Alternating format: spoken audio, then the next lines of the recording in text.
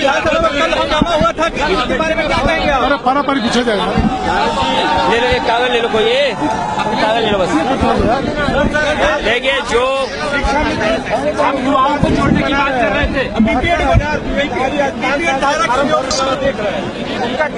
आजाद, देखिए पहले शिक्षा मित्रों की मदद होने दो, और उस देखिए शिक्षा मित्र भी जरूरी था।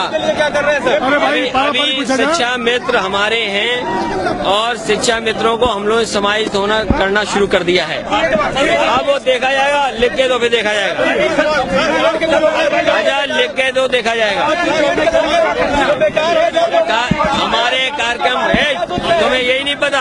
बेरोजगारी भत्ता, college, university, medical college, paramedical, ये सब नौजवानों के लिए है।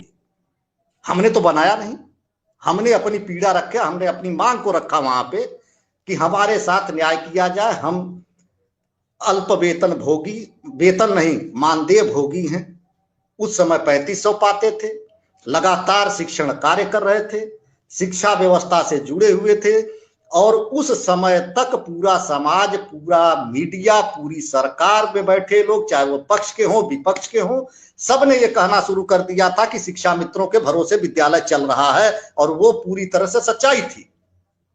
उस समय भी, आज भी और आने वाले भविष्य में भी शिक्षा मित्र विद्यालय का आधा काम करता है। तनख्वाह कितनी मिलती है, मेहनताना कितना मिलता है? हमारे साथ काम करने वाले को 1 लाख मिलता है और हमको मिलता है 10,000। किस बात का? जो पूर्व के लोग बैठे हुए हैं, जो नियुक्त लोग हैं, मैं चैलेंज करता हूं, सरकार बताए कि कितने लोग उसमें टेट पास है, कितने लोग टेट पास नहीं है। उस पे जुबान क्यों नहीं खुलती है? क्या वो योग्य हैं और हम अयोग्य हो गए? हमने भी तो बीटीसी किया हुआ, उस अपनी ग्राम सभा के सबसे योग्य उस समय टॉपर पे लड़के थे। हम अपनी पूरी ऊर्जा, पूरी जवानी हमने खपा दिया इस बेसिक शिक्षा विभाग को, इस सरकार को। सरकारें आती जाती रहेंगी, गलतियां किसी से हो सकती हैं।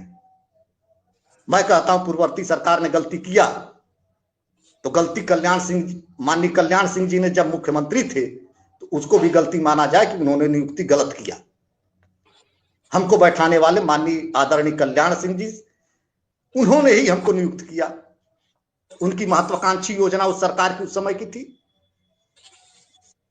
और मैं ये पूरे दावे के साथ कहता हूं और खुले समाज में कहने के लिए तैयार हूं और कह रहा हूं, बहुत लोग देख रहे होंगे, बहुत लोग आगे देखेंगे इसको। शिक्षा मित्रों को जो दायित्व जिस भी समय दिया गया, जिस भी परिस्थिति में दिया गया, 100% उस दायित्व पे, अपने कर्तव्य पे शिक्षा मित्र खरा उतरा है। दूसरी चीज, एक बात मैं और कहना चाहूंगा, राष्ट्रीय शिक्षा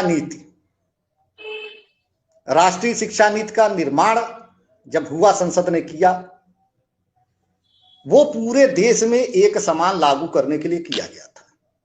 राष्ट्रीय शिक्षा नीति में यह था कि संविदा के कर्मी नहीं रखे जाएंगे।